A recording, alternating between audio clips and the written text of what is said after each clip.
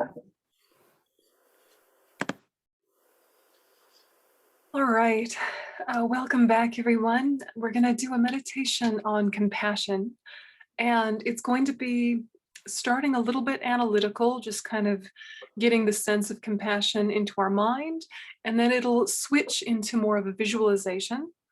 And then if you feel comfortable, we can add the mantra to the visualization, and then we'll dedicate. So after we do the meditation, you can ask any questions about what we've gone over so far. But before we do the meditation, just to show you a little bit about how it's going to go, so you're kind of mentally prepared. We're just going to sit with this definition for a second and kind of feel like what our sense of it is. So compassion is the aspiration that all sentient beings be free from suffering. And then great compassion, which is described in this text, which then goes on into bodhicitta, or is the cause for bodhicitta. Great compassion takes personal responsibility to bring that about, namely through development of one's own mind or your inner refuge via practices of method and wisdom. The method of great compassion and the wisdom realizing reality is embodied by Chenrezig, which is the Tibetan name, Avalokiteshvara in Sanskrit, Kuan Yin in Chinese, and Compassion Buddha in English. Sometimes Kuan Yin is also equated to Tara. It depends on who you ask. So here's the two kind of forms of Chenrezig. There's more forms than this, but if you like the 1,000-arm form, or if you like the 4-arm form, whatever kind of works for you. And the mantra that we'll be using is down at the bottom there, Om Mani Padme Hum. And Om basically is a directive towards enlightenment. The 3 syllables Uma that are making up Om relate to the enlightened body, enlightened speech, enlightened mind, Om. Then Mani just means jewel, and it's referring to compassion, which is like a wish-fulfilling jewel. Padme means lotus, and that's referring to the wisdom side of the path. And Hum is kind of a request to ourselves and to our outer refuge. May these ideals of compassion and wisdom take root in our heart. So that's a kind of a rough overview of the meditation we'll do. So if you want to go ahead and get yourself into a good meditation posture where you feel really stable and grounded.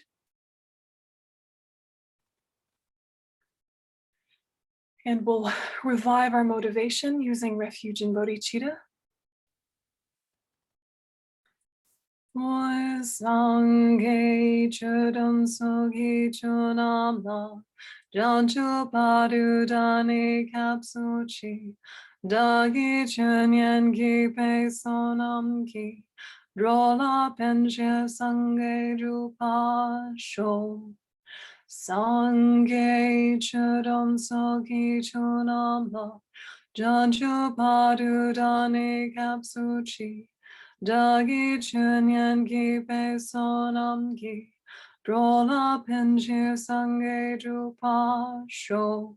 Sange chudam soki chunamla janchu padu dani kapsuchi. Dagi chunyan ki pe sonam ki drola penche sange drupa sho. Just allowing that motivation to sink in. If you'd like, you can reframe it into your own words.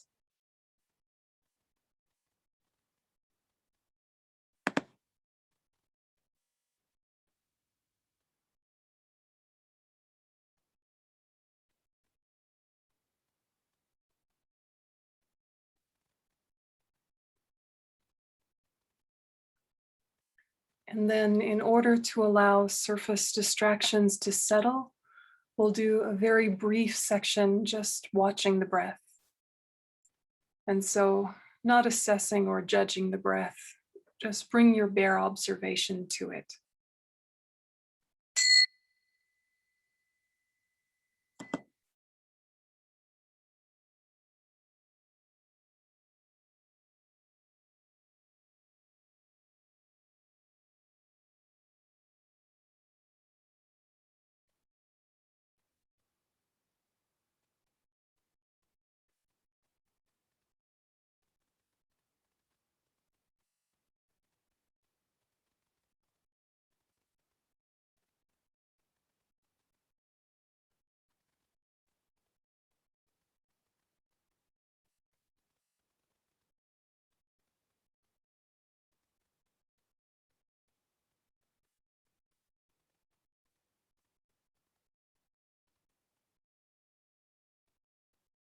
And if your mind is very busy and you're feeling unsettled, focus on the breath low at your abdomen, where the belly rises and falls. And if you're feeling heavy or tired, focus on the breath up at the nostrils, where you feel the air come and go.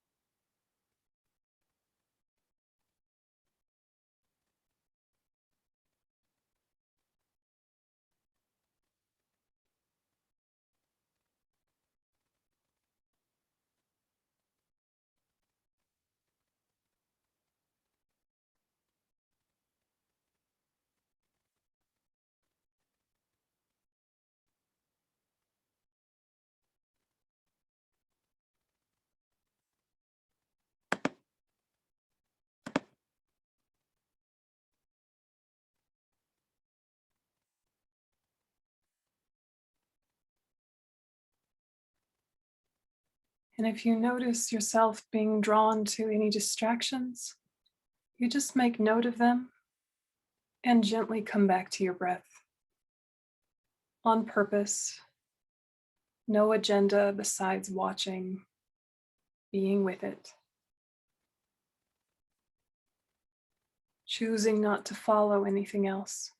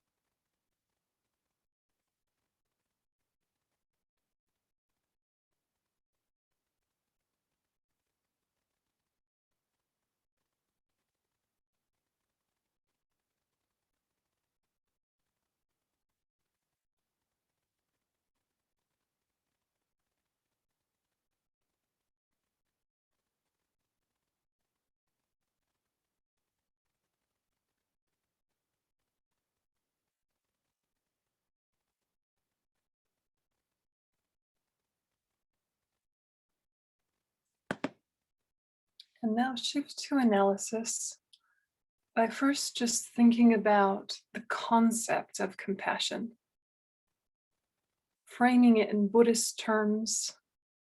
It's the aspiration that all sentient beings be free from suffering. And so just explore that a little bit and ask yourself, do you want all sentient beings to be free from suffering?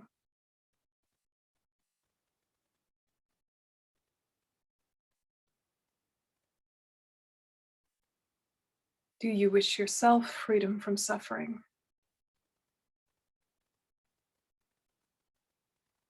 Do you wish your friends and family that freedom? What about enemies? What about strangers? Just explore your own relationship with compassion for a moment.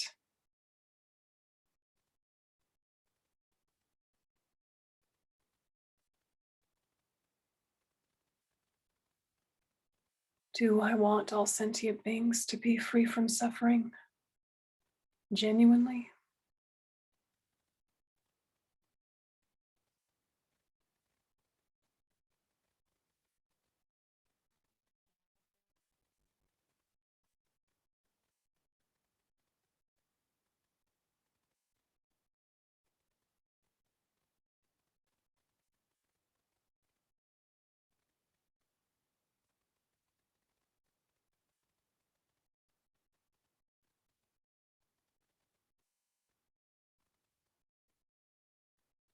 And for a moment, we might get stuck on a harm giver, someone in our life who has hurt us or hurt someone that we love, or is in some position of power in the world that seems damaging.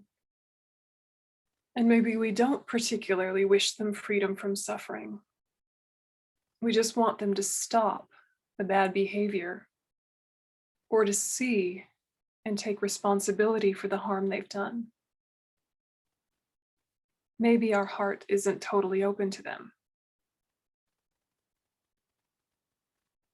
which would be natural and normal if it were the case. So just check in with that area. Do I want harm givers to have this freedom?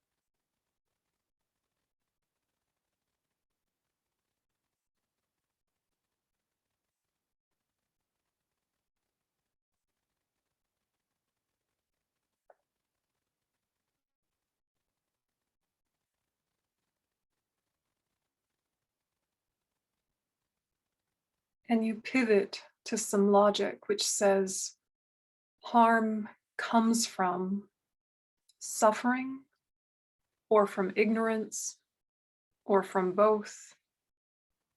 I know this to be true of myself and in the relationships of my life. When we do the wrong thing, we're either confused or we're hurting or both. And so maybe I can have compassion for these harm givers, not in a forced way, but actually from a logical place. If they didn't have ignorance, if they didn't have suffering, they wouldn't cause harm. So I wish them freedom from suffering for their own sake, as well as for the sake of all those they may harm. Just see how it feels for your mind to explore that basic wisdom. Even harm givers I can have compassion for, because that harm itself came from suffering, came from ignorance. Just like when I make mistakes, only the details are different.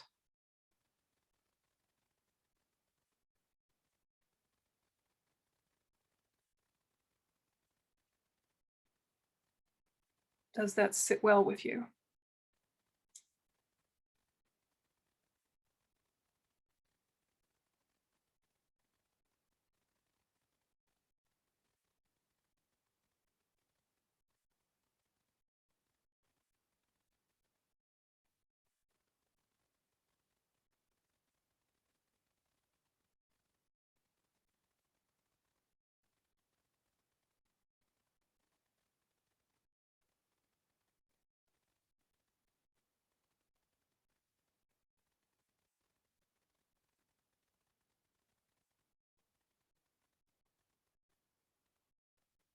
And then you shift to thinking about, do I honestly wish myself freedom from suffering?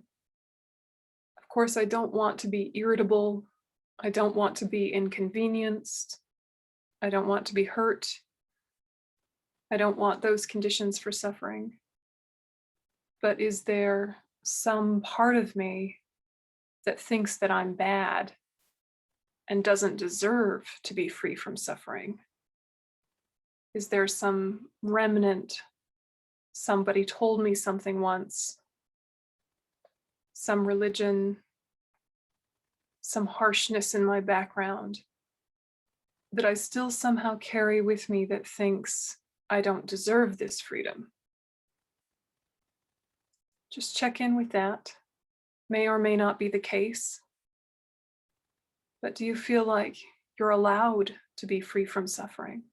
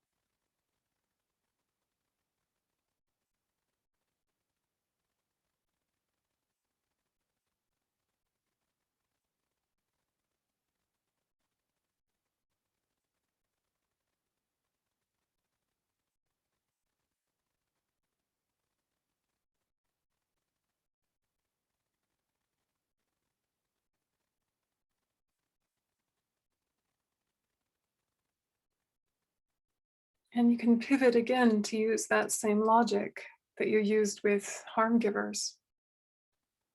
Was the mistakes in your life driven by ignorance or pain or both? If you knew then what you knew now, would you do the same mistakes?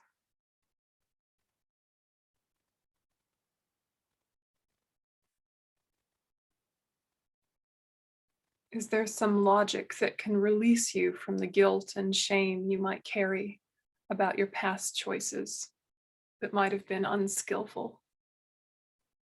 Or even current patterns you know you'll keep doing for a while?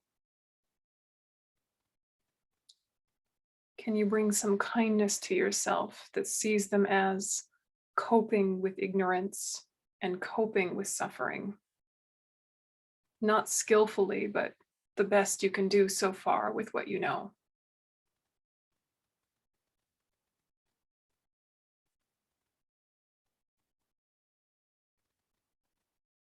Can you bring a compassionate gaze to yourself using logic?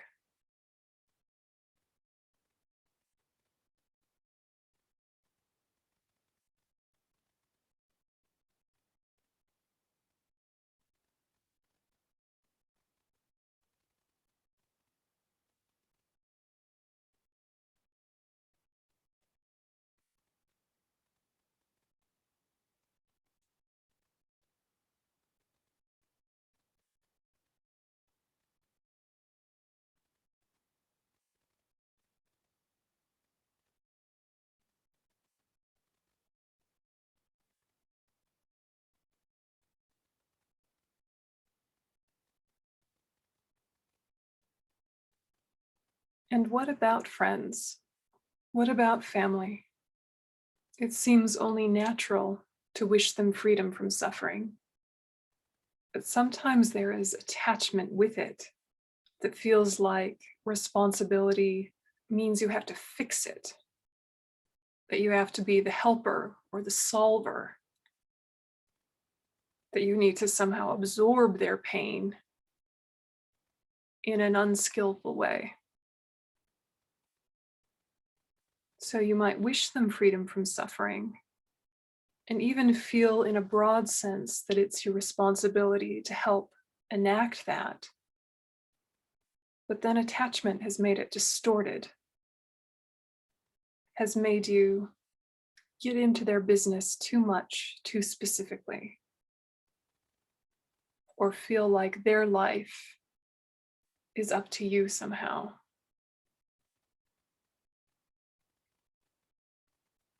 And so just look at your relationship with compassion and friends and family. Does it ever get muddied or confused or blocked by the wrong way of taking responsibility?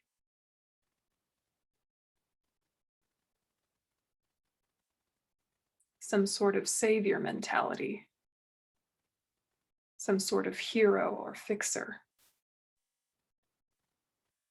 Just checking in with that.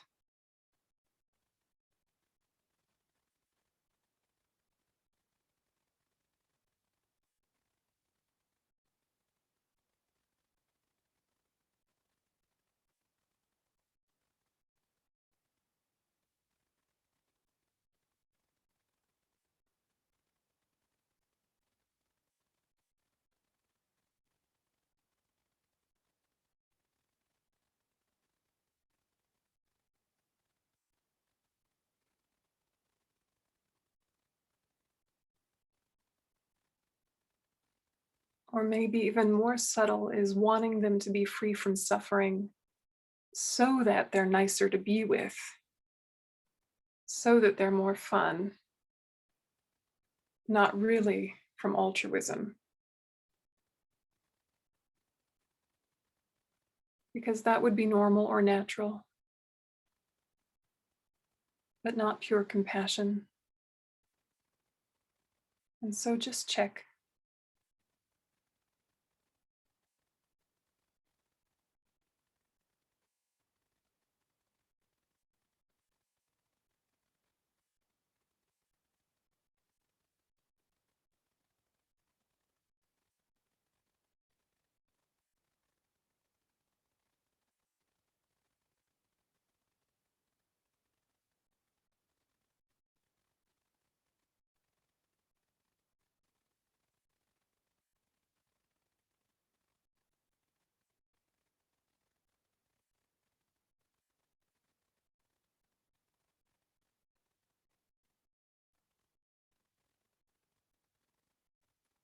And then how about strangers?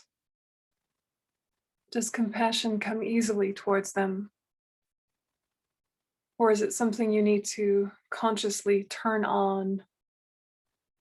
Or it comes easily with some groups of people that you feel affinity towards or connection to?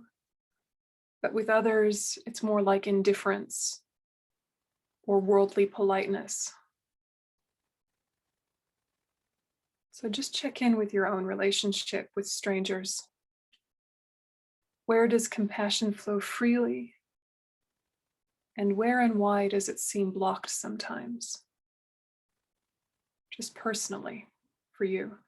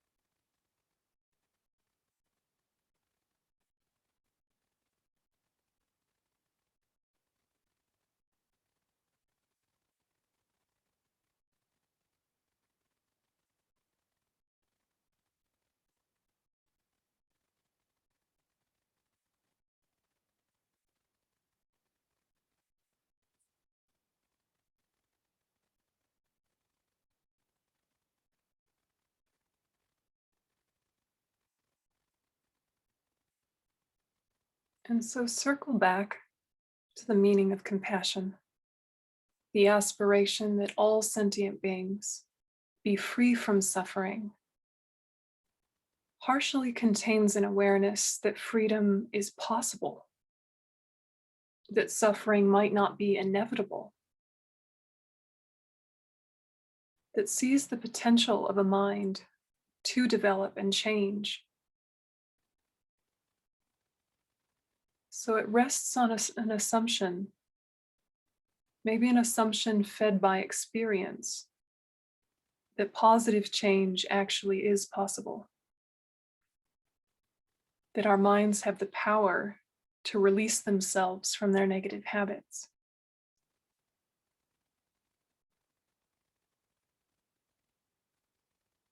And the other piece is the ability to recognize and see suffering baldly, directly, not flinching or taking it personally, not making it about us or sinking into depression when we see it, but a brave observation. I see the pain. And we can see the pain of others. We can see the pain of ourselves with direct, courageous honesty, when we're remembering at the same time that suffering is not our nature, is not our fate, is not forever. It's not who we are. It's a symptom of ignorance and the result of mistakes made under the influence of that ignorance. All of which is additional to the mind, all of which is removable or able to be transformed. So if you saw suffering and only suffering, it would break your heart and you would collapse or avoid. But if you could see suffering while holding the potential for freedom, you could watch it forever and bring benefit wherever there was a window for it.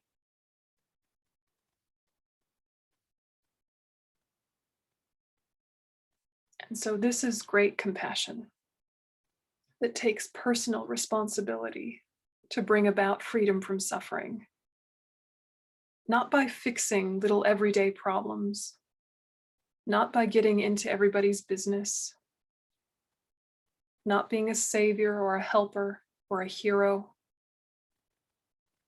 but by looking deeply into what are the causes for suffering, what are the causes for happiness within one's own self.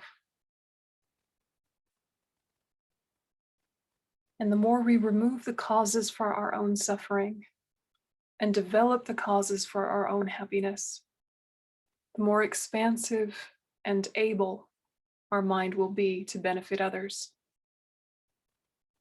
to bring them powerful conditions for their own transformation, not falling into the trap of thinking we're the cause,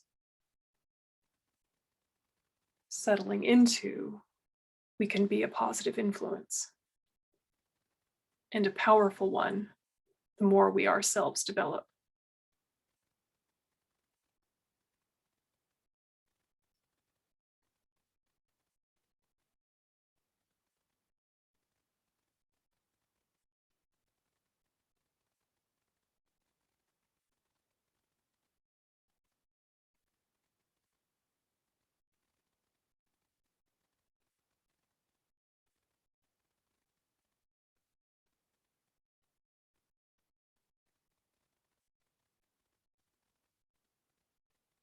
So think that the method of great compassion, together with the wisdom realizing reality, is embodied by Chenrezig, who could take many aspects to benefit sentient beings, but for now takes the image of a being made of white, transparent light in the space in front of you.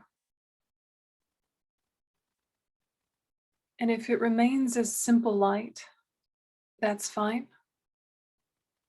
Or if you'd like to add the specific image with a face and eyes looking directly at you while holding all sentient beings in their gaze, smiling gently,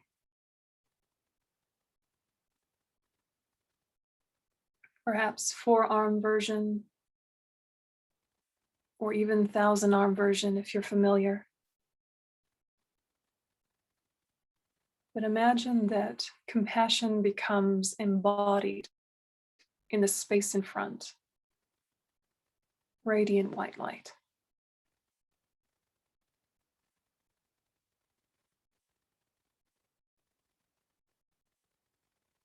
Letting go of analysis and just visualize.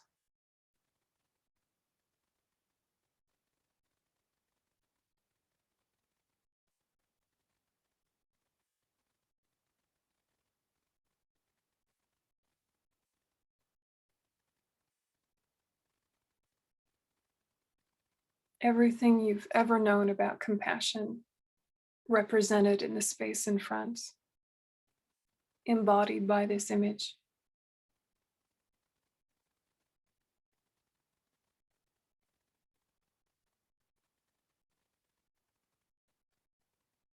And imagine from the center of Chenrezig comes a stream of white light that goes to you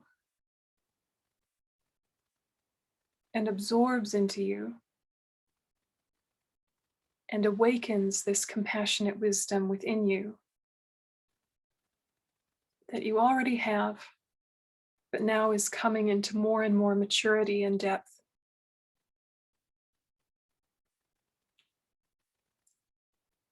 Radiant white light from their heart to yours.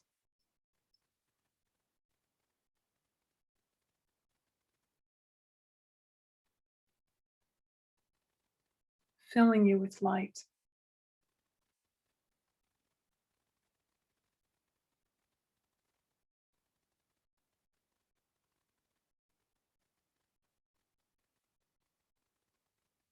Thinking that this being has infinite compassion for you, and it brings out infinite compassion in you for others.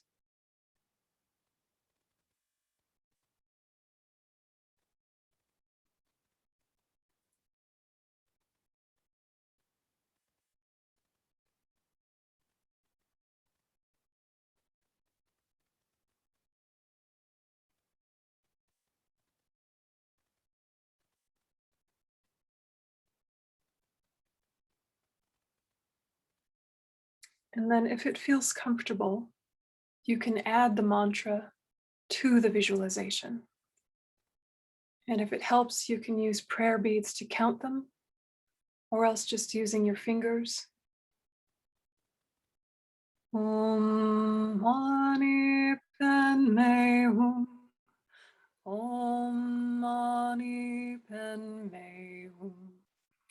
Om Mani Padme Hum. Om Mani Padme Hum. Om Mani Padme Hum. Om Mani Padme Hum. Om Mani Padme Hum. Om Mani Padme Hum. Om Mani Padme Hum. Om Mani Padme Hum.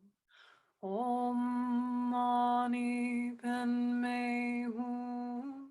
Om Mani Padme Hum.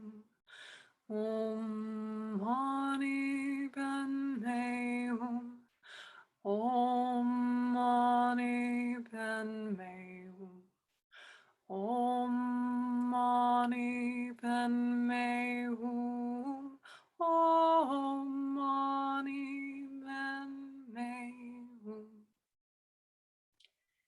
can continue the mantra just under your breath. Om mani padme hum, om mani padme hum.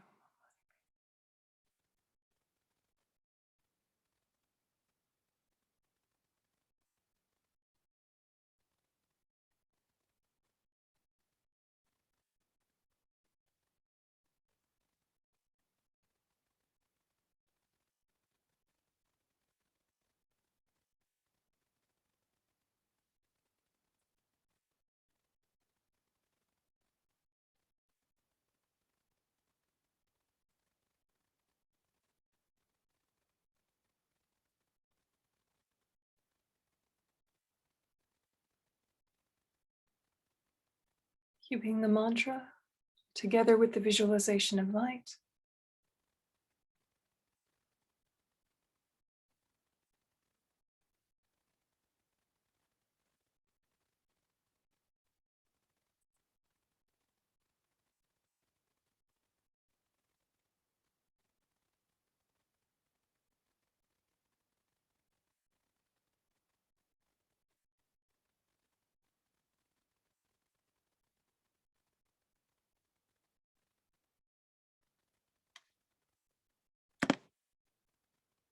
Om mani padme hum. And think that Chenrezig in the space in front of you now dissolves into light and then absorbs into you.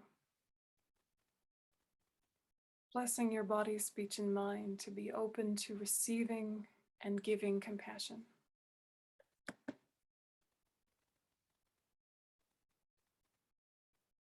And we dedicate, may the supreme jewel bodhichitta that is not arisen, arise and grow. And may that which has arisen not diminish, but increase more and more. May the precious view of emptiness that is not arisen, arise and grow. And may that which has arisen not diminish, but increase more and more.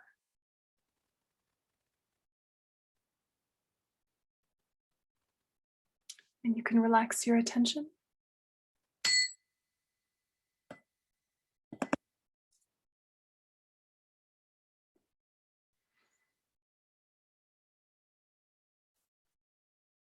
Okay. So that's using some ideas about equanimity together with compassion. And I think it's a useful approach, but there's also a lot of different ways you can do a compassion meditation. Sometimes it's useful to look at advantages and disadvantages, right? What are the advantages of having compassion? What are the disadvantages of when you're not being compassionate? And you do it personally, and then you think, relationally, and then you think globally. And it's basically all things you know already, right? You're meditating on things you know or nearly know or very close to knowing. You meditate on those very definitively and purposefully. And so it's different than a reflection, and it's different than just study, and it's different than just the conversations you have in your head walking around about life, but it's of a similar type, right? You're not doing a whole radical different thing with your mind. You're just isolating specific wisdom and deepening it and integrating it so it comes more naturally in your daily life. Because what we want is to take what we already treasure and value to be true off of our cushion into our life. And the way to do that is repeat, repeat, repeat, and keep going deeper and deeper. So how did it go for you folks? Any questions or impressions that you feel comfortable sharing? The addition of the visualization can be lovely or done on its own, or completely not there if it's too weird for you. That's optional extra.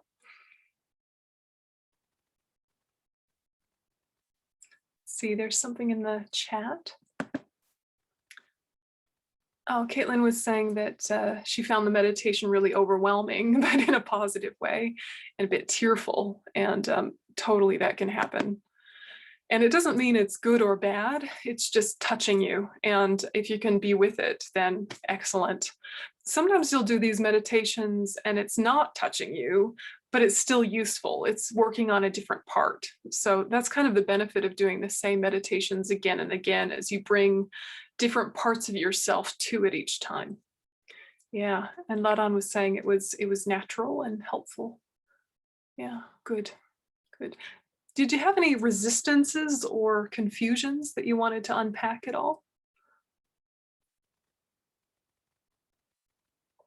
Did you get stuck on harm givers, or stuck on being compassionate to yourself, or issues around friends and family or strangers, or anything there where you're like, intellectually I know, but experientially, yeah, Pamela? I would say that I wouldn't call it, well, maybe it's resistance, but I would probably first call it confusion as I got closer to not so much harm givers, but people I'm close to that irritate me, with whom I have up and down relationships.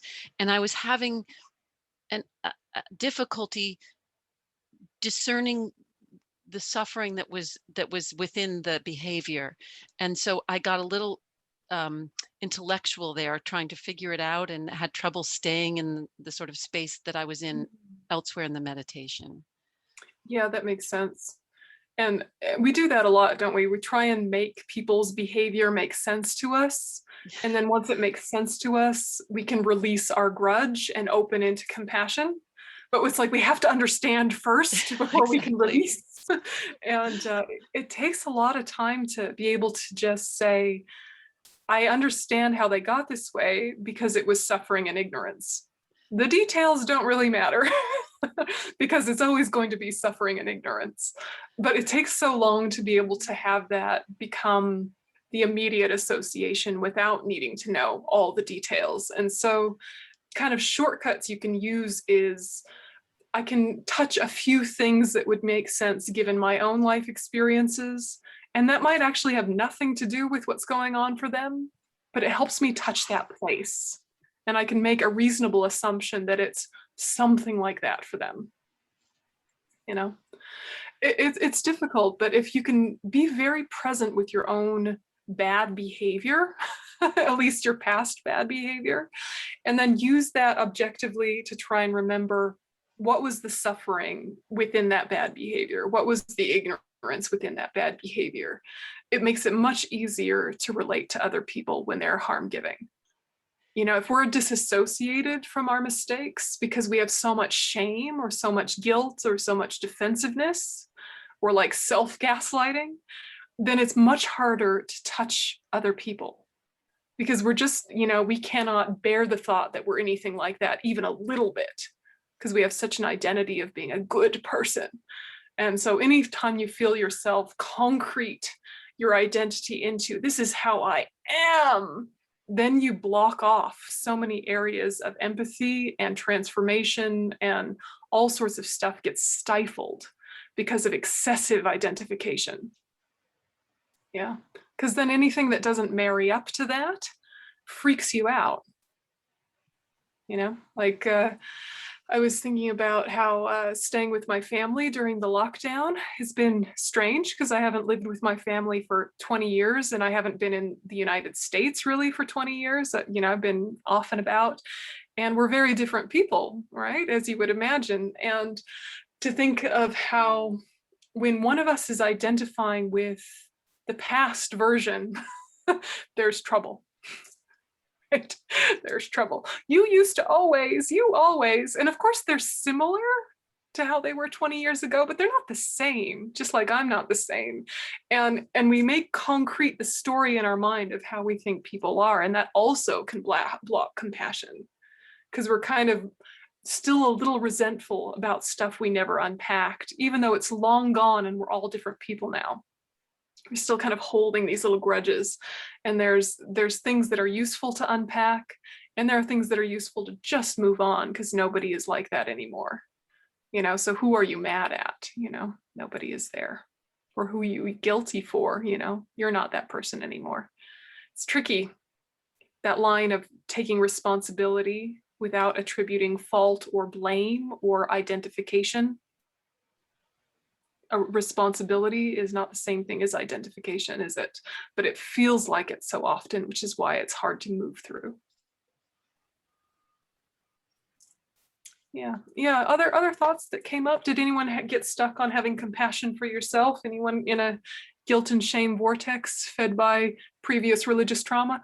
Yeah, Christina, I'm laughing. I don't think it's funny. I'm laughing because it's common. It's not exactly about that, but at some point during the meditation, I have a very close person to me who is suffering a lot psychologically. And I realized when you were saying some of the meditation that deep inside of me, one of the reasons I want that person to be free of suffering is because I suffer a lot because I see her and I cannot cope with my own suffering. Yeah. That made me feel really rubbish. Yeah. And Yeah. you can work with that motivation. So it's not because of you, but because of that person only. It's so hard to clean it up, isn't it? To kind of get it tidy. Like, I just do want you to be free of your suffering, but also to recognize you're having a suffering and that is also deserving of compassion. But then you have to kind of disconnect the two. Like, your freedom from suffering and my freedom from suffering don't have to be all codependent and enmeshed. They're separate projects that we can help each other with. But they're both deserving. You deserve compassion as much as she does. But the fact that I guess it boils down to this thing that we do where we give something the power to be a cause of happiness or suffering when it's actually just a condition, right? So she is a condition for some of your suffering. She is not the cause, right? You are a condition for some support and help, but you're not going to be able to inject her with your love or your compassion and like fix her, right? Mm-hmm. And this, you're grown up, but we still act as if these are causal relationships in a direct way, in a substantial way, as opposed to being powerful conditions for one another.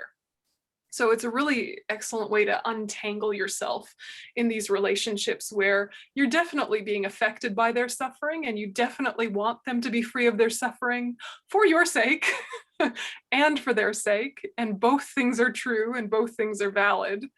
But to know that about yourself frees up the space to untangle it and say, okay, my own well-being is my own responsibility, And whether they're happy or whether they're suffering doesn't actually have to have a direct impact on my well-being. So far it has because I've given it the power to, and that's human and normal. And I don't need to blame myself or beat myself up. I've even been trained to think that way by a million different areas. But my own well-being is my own responsibility.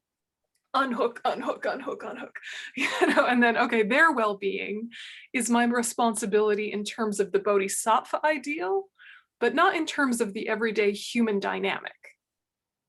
The everyday human dynamic says, I'll help fix you.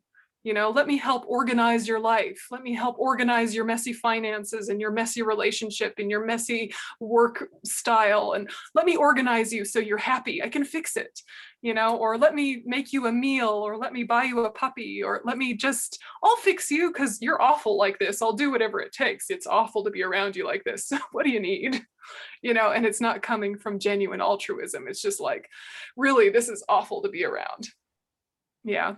Sometimes you shift and you're in this, I actually love you so much, I don't want to see you in this state. However, it is not my job to fix all of the conditions of your life. And if I did so, it would actually be quite disempowering. You're taking all the power away from them to solve their own problems. The Buddhas aren't swooping in and grabbing us by the scruff of our neck and plunking us into enlightenment. Like, here, I shall forcibly make you happy, plunk, right? They probably would if they could, because they're nice like that, but we have to work with karma. We have to work with karma, and our own development is our own mind. So all you can do is be a powerful condition and a powerful influence, and then let go, without thinking that you're the cause or the fixer or the hero.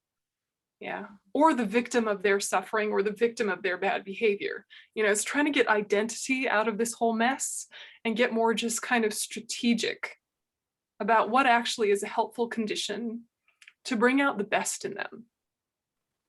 You know, and that's the compassionate action. It's not how do I fix them and put a band-aid on this? It's more how do I offer the space for their own wisdom and strategies to arise. And so you picture, how are they at their best? You know, how are they when they're their most kind and patient and logical? And you're just kind of visualizing how you know them to be at their best. And you speak to that part of them. And it kind of invites it out. Often what we do is we talk to the suffering part, and then the suffering part digs its heels in and has to prove itself, and it gets worse. You know? If you talk to the suffering sometimes escalates and becomes a whole ego thing. Have you ever tried to talk to someone who is really depressed and try and logic them out of their depression? And they will have a million yes, but reasons about why it's 100% valid that they feel this way. You can't logic them out of it. Right? They will be able to prove to you why depression is the only valid state of mind. And the trouble is, part of their logic is quite right. They're quite correct, right? It's just the emotional response is less skillful and not needed. But the words they're saying are probably quite right. You know, they're like, look at climate change, look at blah, blah, blah, look at your mother, you know, and they'll prove it to you and then you'll be depressed. Yeah. A more skillful thing is to invite a space where it feels like they can shift, if shifting is possible. But it doesn't mean that they necessarily will, because you're still just a condition. You know? So all of Dharma for other people in the immediate daily life sense is I do my best to offer conditions for their potential and then let go. I do my best to offer the best conditions and let go. Offer conditions, let go. You know, the rest is in their hands. So taking responsibility means you're present enough to notice where there are windows where change is possible or development is possible, and also is present enough to know they actually don't have any space to hear anything right now. They just need me to be quiet and love them. You know, they just need me to be present and watch a stupid show or go for a walk or something nonverbal. You know, right now is not the time to do the deep dive into the existential crisis. Right now is a time for a sandwich, you know, but you're present enough to know when is there a window to encourage something out of them and when is it just holding. Again and again, it helps to keep thinking, when has support felt supportive for you? You know, I'm sure there's a million people in our life who have wanted to support us, but when has it actually felt like support? When has it worked? You know, what were the conditions of that? And think more in terms of atmospheric conditions as opposed to literal things they said or literal things they did. Think in terms of atmospheric conditions. How were they with you? And I think if we go deeply into what is the experience of receiving compassion, it often feels like respect. Yeah, they respect us enough to see that we are more than our suffering. They see our suffering, they touch the poignance and the melancholy of the suffering, but they're not thinking you are your suffering or you are your mess, but they're still able to see the mess and the suffering. Which feels like respect, right? Pity is like, I just see the suffering and I'm a little confused how you got yourself into that, and you poor bugger, I wish you well, but wow, yikes, you know? And that doesn't feel nice on the receiving end, does it? Right? Compassion is really very respectful. It's lifting and holding and noticing their potential to be so much more than that moment, which kind of invites it from them, you know? Yeah. Thoughts? Agree, disagree? Disagree is okay.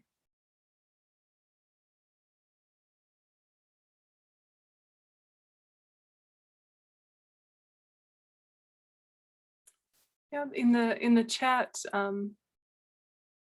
Caitlin was saying that it was difficult to find compassion for a certain harm giver, but found it helpful when I said that harm comes from suffering and suffering comes from ignorance. Yeah, that's, when you remember it, it works. It's just remembering it, isn't it? Yeah, yeah, Paul?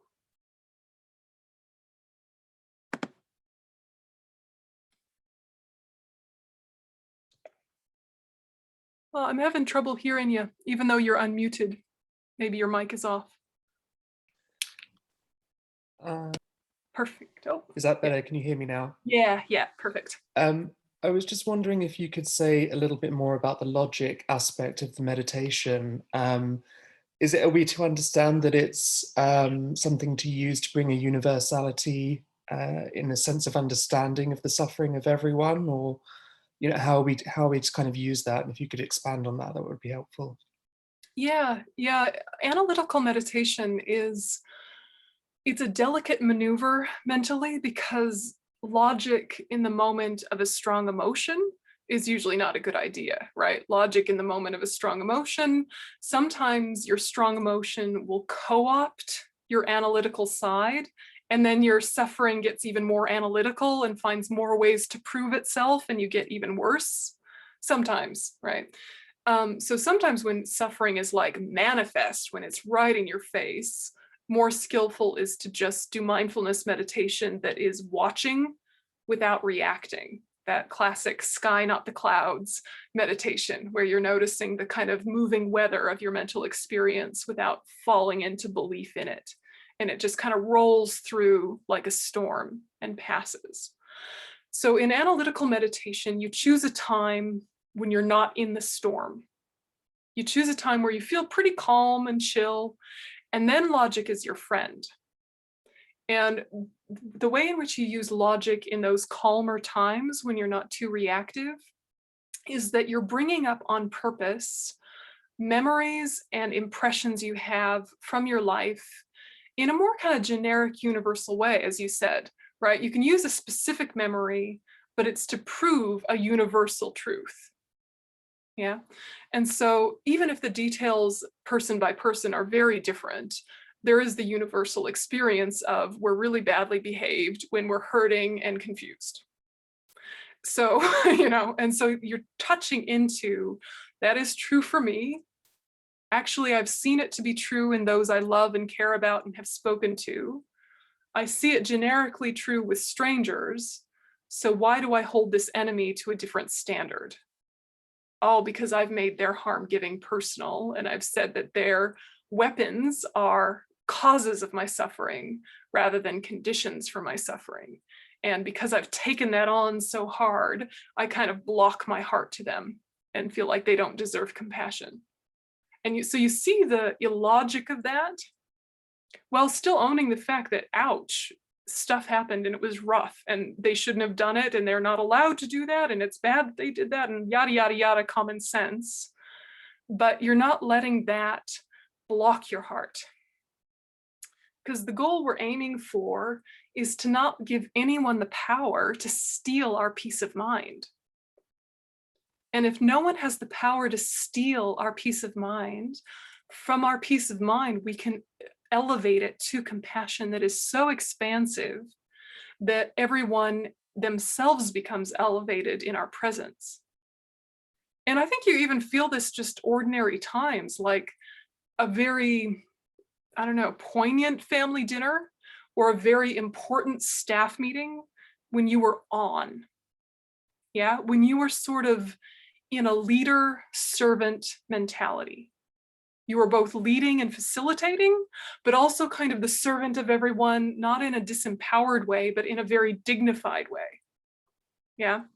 And when you're in that really expansive space of, I am here to serve and here to guide, but only nominally, not kind of all messily, people kind of lift into that space if you can hold steady with it. You had that experience sometimes? Yeah. Sometimes it happens with groups of small children or pets, but sometimes it can happen with your peers where it just happens to be your turn to facilitate something and your head is on straight. You've not made it about you. and you really want the best for everyone in the room and for the organization as a whole or the group as a whole. You genuinely do, and you're in that really open collaborative space. Everyone else elevates in that space. So you can use kind of memories of when that's happened, or maybe you've seen a leader do that. Maybe you've never done that, but you've seen some other leader able to lift the group because they haven't made it about them. And you'd use that as proof of, this is a worthwhile exercise. Yeah, this is a worthwhile exercise that I'm doing on my cushion. I'm reinforcing my life's wisdom so that I don't lose my life wisdom in the moment of truth of crisis and chaos the next time crisis and chaos comes. You know, it can kick in. Because when things are really chaotic, our mind is too agitated to access creativity. So we just go to our most familiar default settings.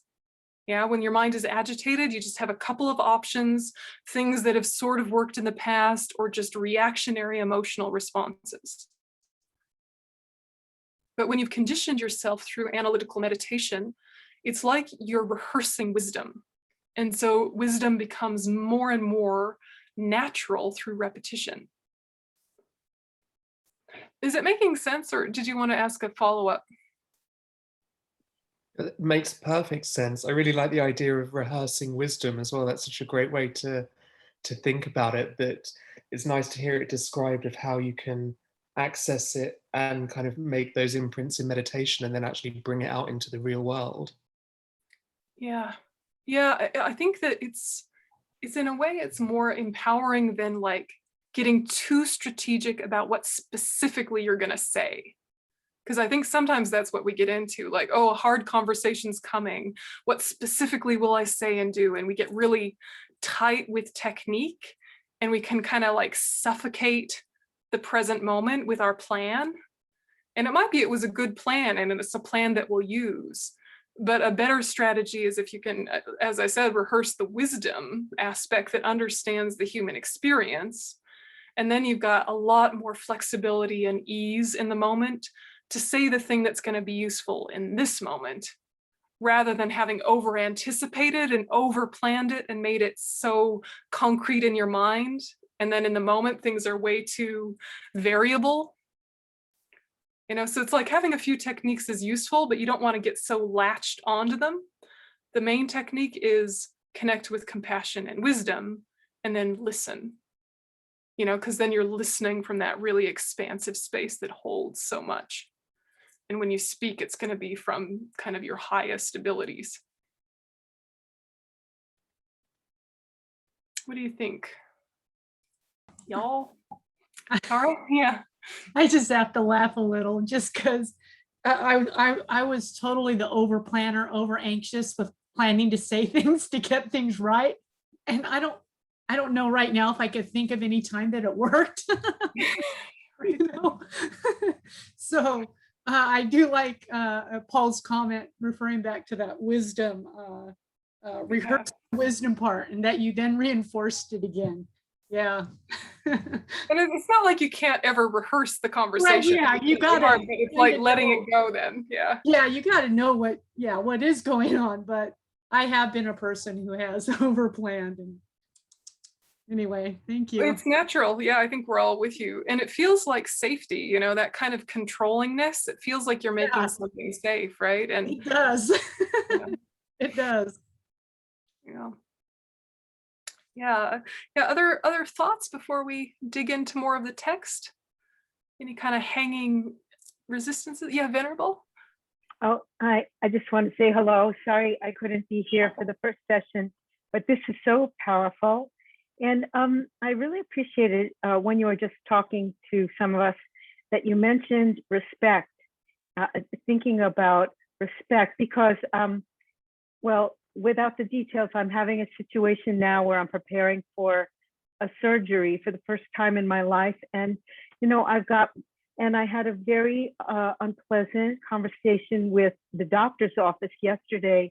And as I've been trying to reprocess and talk to, you know, my support people, when I'm so anxious, or I guess there's fear underneath, no matter how much I'm meditating, you know, that to try to remember respect in how I will speak to someone that I might be really frustrated with not getting what I want, or, you know, it was helpful to be reminded of that.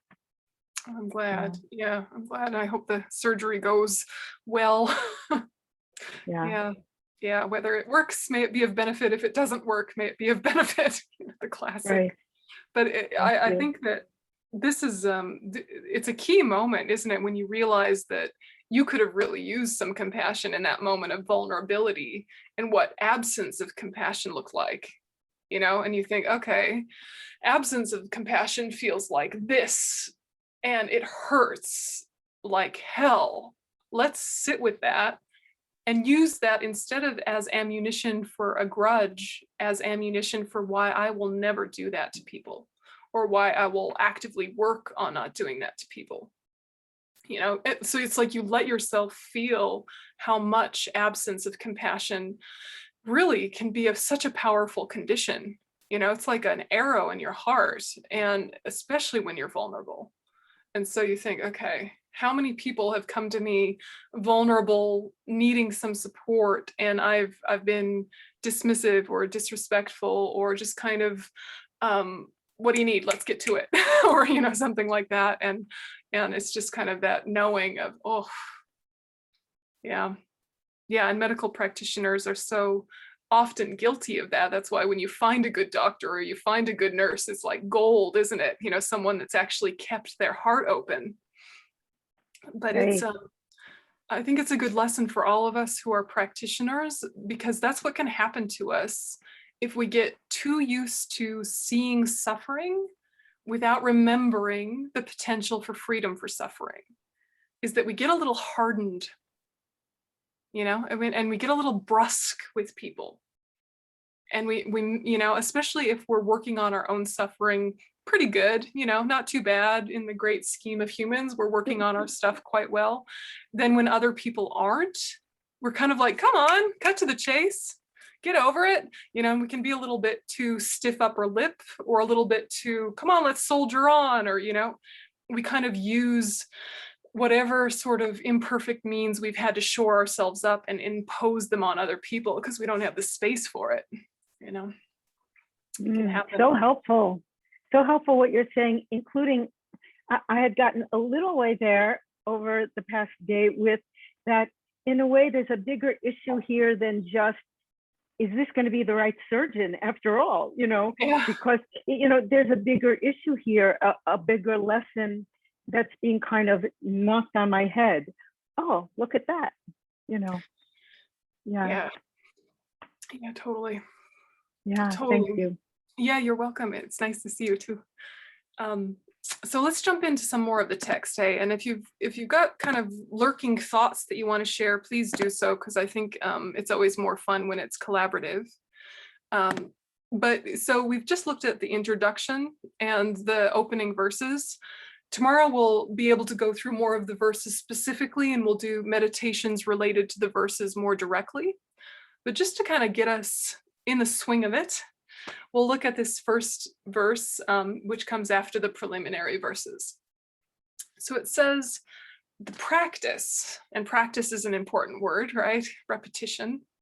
The practice of all the bodhisattvas is to study, reflect, and meditate tirelessly, both day and night, without ever straying into idleness. In order to free oneself and others from this ocean of samsara, this uncontrolled rebirth cyclic existence, having gained this supreme vessel, a free, well-favored human life so difficult to find. So this is like the catalyst for taking full advantage of this life. We kind of can start from the bottom and work our way up. So having gained this supreme vessel, meaning this human life. Why is it well-favored? Because there is suffering, but not so much suffering that we're unable to cope or do anything with it. That there is happiness, but not so much happiness that we're like drunk with pleasure and forget about the welfare of others. So a human life is seen as really unique in that there is a balance of happiness and suffering that is conducive for the spiritual path. And not all human lives are well-favored or perfect human lives, in the sense of some of them have too much suffering, some of them have too much pleasure, right? If we were in a war-torn area, going through famine and drought and all sorts of hardships, unless we were all really well trained before entering into that, it would be so difficult to practice. We would just be needing to get through the day, needing to get resources, trying to look after just the people in our immediate life. And that would be 100% understandable and valid, because what other space in your mind would you have? So too much suffering to practice, unless you had already practiced a great deal prior to that. On the other hand, what about pleasure? Like, what if we were all multi-billionaires who never had to cook or clean or see suffering directly in our face, at least not kind of physical suffering or hardship? If we were all really well trained prior to that, we might think, oh, with all of this money, I will cure world hunger, I will cure climate change, I will innovate all sorts of technologies, and I'll benefit everyone as much as I can. How wonderful, I have this money to help people. But if you weren't well trained and got into that amount of wealth and status and prestige, other people don't occur to you. Yeah, you just don't even notice their suffering because it's so separate from your experience. Those pathways of empathy are all cut off. So, you know, we can think of some of the, I don't know, the 1% or some of the billionaires in the world and think, why wouldn't you just give away that money to a good cause and help humanity and help the animals and help the world? What is wrong with you guys? And then you hear them talk and they sound like nice enough people, and you're kind of surprised, like, how could you be so self-centered and selfish with your money when you sound like a rational person? But that's what can happen to us in a way with too much pleasure before we're trained, is like we get drunk with it and we forget. And so I think it's much easier to see the way too much suffering would make practice hard. It's harder to see the way too much pleasure would. But if you can think of yourself, maybe if you've planned on a holiday for a long time and you get a lot of maybe entitlement on holiday because you've saved up money, you've worked so hard to save up money to go on holiday, right? And so once you're on holiday, everybody better take care of you. Yeah, sometimes you can get that entitlement, like, where's the breakfast? I paid good money for this breakfast.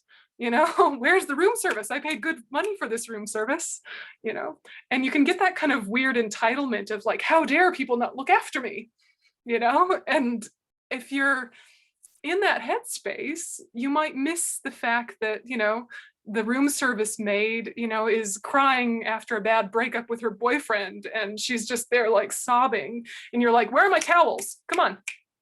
You know, but if you're in your practice, you'd be like, oh, human being having human suffering, like I have human suffering. Are you okay? You know, it can happen to us all though. So, you know, whatever example can help you touch the way prior to training in altruism, too much pleasure is not so good actually, because you do cut off empathy. You just don't relate to suffering in the same way because you're not feeling suffering very often. So you see it, but it doesn't touch you. Yeah, it doesn't touch you. And similarly with really hardcore suffering, like how can we expect people going through severe trauma or severe mental illness or severe issues of conditions to be able to just not go to war with each other? You know, we think, why don't you guys just get along? Life would be easier, you know, whatever part of the world you're focused on. Why can't you all get along? Well, they're too hot. Right? They're too hot and it makes them grumpy, and now they're fighting, right? And centuries old wars maybe would not be so drastic if it wasn't so darn hot, you know, or there were more resources. Maybe their old grudges would just kind of settle a little bit if people had more access to everyday happiness. Maybe they could sit down and be diplomatic if they weren't dying all the time from disease. Do you know what I mean? So we're just trying to take what we know of ourselves when things are too painful and relate to that. Like, if you're sick and you have a terrible headache, are you consistently kind to the people in your household? You know, or if you're sick and you have a headache, do you allow yourself to get in a grump? And you're just a grump and you're mean to all of them and they better tiptoe around you, and maybe you'll be polite because you're a nice person, but you're not sweet. You know, and you just notice the way it's easy for suffering to cut off your pathways of empathy. It doesn't have to, and it won't eventually, but it's natural that it would. You know, so you can kind of like put yourself in those too much, not enough. Okay, I actually have it pretty good for spiritual practice because there's some issues in my life that I wish were different, but there's also some amazing supports. Okay, this is actually rare to get a good balance like this. To even want to have the conversation, how do I become more empathic, more altruistic? How do I become a deeper, wiser person? For that, even to be there be mental space to think that is quite amazing.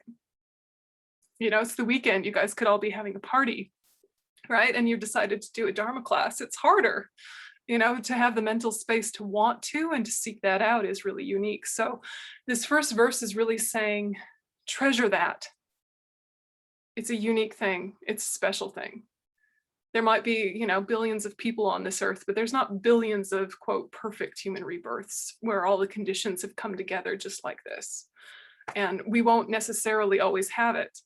None of us are getting any younger, right? None of us are getting any healthier unless we're really, really actively working on it, but still age, you know? And so the fact of our resources is going moment to moment. So now's the time. So it's just a little bit of carrot and a little bit of stick, right? A little bit of like, be a little nervous, but don't be too nervous, you know, kind of like, but use it, right? Use this life. So that's verse 1. And then we get verse 2, which is this one about the homeland. And so this, I don't know how to describe it in a way that doesn't sound pejorative, you know, really to say, give up your homeland. This is the practice of a bodhisattva, is to say, give up your clinging to old habits that keep hurting you. Give up those negative thought patterns that allow you to be harmful to others. So our homeland is our most familiar mental states. If we're a little too tired or a little too hungry or a little too whatever, we're going to go into some kind of anger, irritability, or we're going to go into some sort of attached, clingy, needy thing, or we're going to go into some sort of dissociative ignorance, kind of distracted state. Yeah, just a little bit more suffering than we'd like to cope with, and we default into our homeland of one of the 3 poisons, or just cycling through them, right? And so to abandon our native land or to give up our homeland, this is the practice of a bodhisattva. This is one of the key verses in the whole deal. Thoughts on this one? Yeah, here's the verse. The practice of all the bodhisattvas is to leave behind one's homeland, where our attachment to family and friends overwhelms us like a torrent, while our aversion towards enemies rages inside us like a blazing fire, and delusion's darkness obscures what must be adopted and abandoned. So these are the extreme forms of the 3 poisons, but the mild version pops up constantly in a day. So to have the mentality to say, nope, not the default, not the default. Yeah, what do you think about that one? There's something in the chat. Let's see. It's, gotcha. 1:55 a.m. p.m. here. Yeah, we're about ready to finish, but that's the one to really sit with. What does it mean to give up your homeland? Your own inner default setting. What are the habits that have not served you well? And if you were to ask yourself what theme your negative distractions fall into, not everyone is the same, right?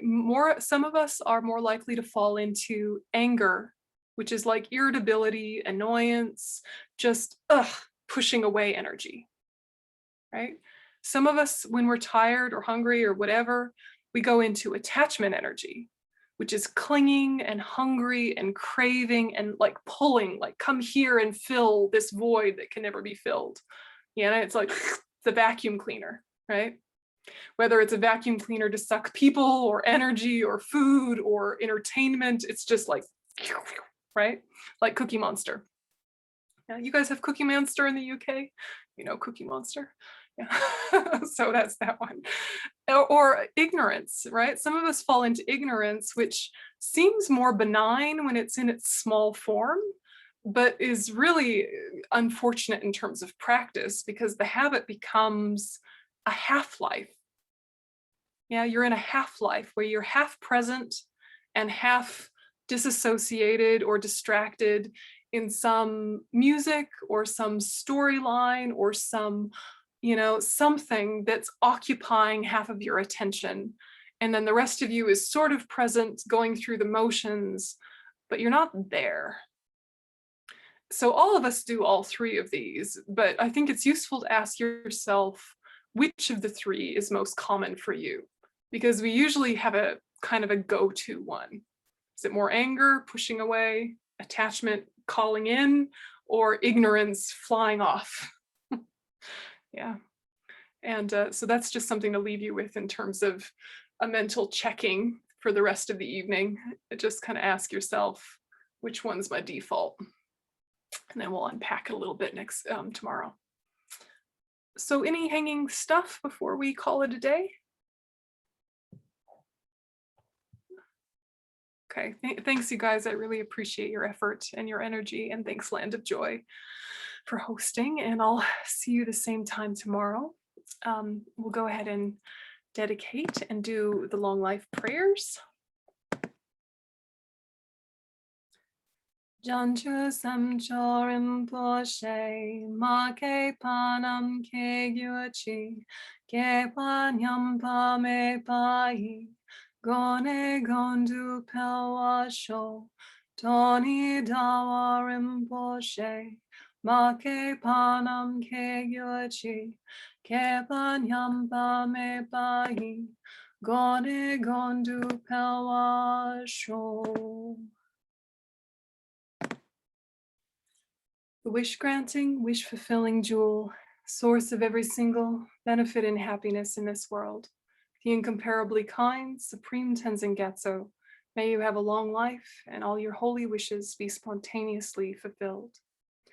You who uphold the subduer's moral way, who serve as the bountiful bearer of all, sustaining, preserving, and spreading Manjunath's victorious doctrine, who masterfully accomplish magnificent prayers, honoring the three sublime ones, Savior of myself and others, your disciples, please, please live long.